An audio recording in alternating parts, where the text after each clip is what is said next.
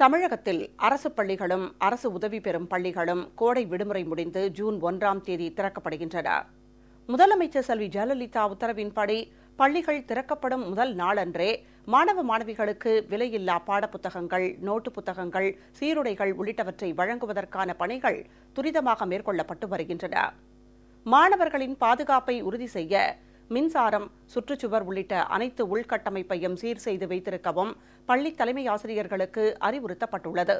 முதலமைச்சர் செல்வி ஜெயலலிதா கல்வித்துறையில் பல்வேறு சிறப்பு திட்டங்களை செயல்படுத்தி இந்தியாவிலேயே தமிழ்நாட்டை முதல் மாநிலமாக உயர்த்தியுள்ளார்.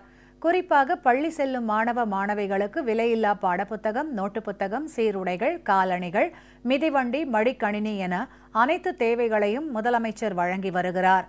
இந்நிலையில் கோடை விடுமுறை முடிந்து அரசு மற்றும் அரசு உதவி பெறும் பள்ளிகள் ஜூன் 1ஆம் தேதி திறக்கப்படுகின்றன.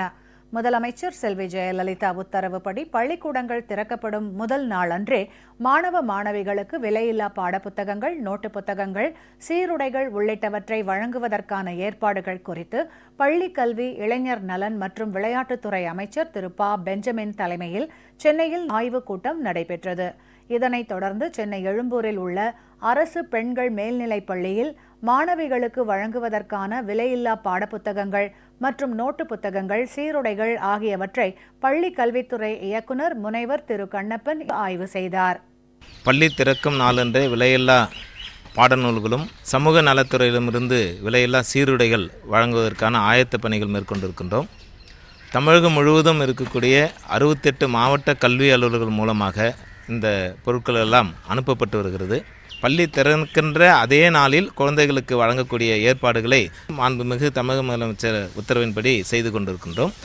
பள்ளிகளில் மாணவ மாணவிகளின் பாதுகாப்பை உறுதிப்படுத்தும் வகையில் மின் இணைப்புகள், சுற்றுச்சுவர் உள்ளிட்ட உட்கட்டமைப்புகளை உடனடியாக ஆய்வு செய்து சீர்படுத்த வேண்டும் என்றும், துப்புரவு பணிகளை உடனடியாக மேற்கொள்ள வேண்டும் என்றும் பள்ளி தலைமை ஆசிரியர்களுக்கு பள்ளி கல்வித்துறை இயக்குநரகம் சுற்றறிக்கை அனுப்பியுள்ளது.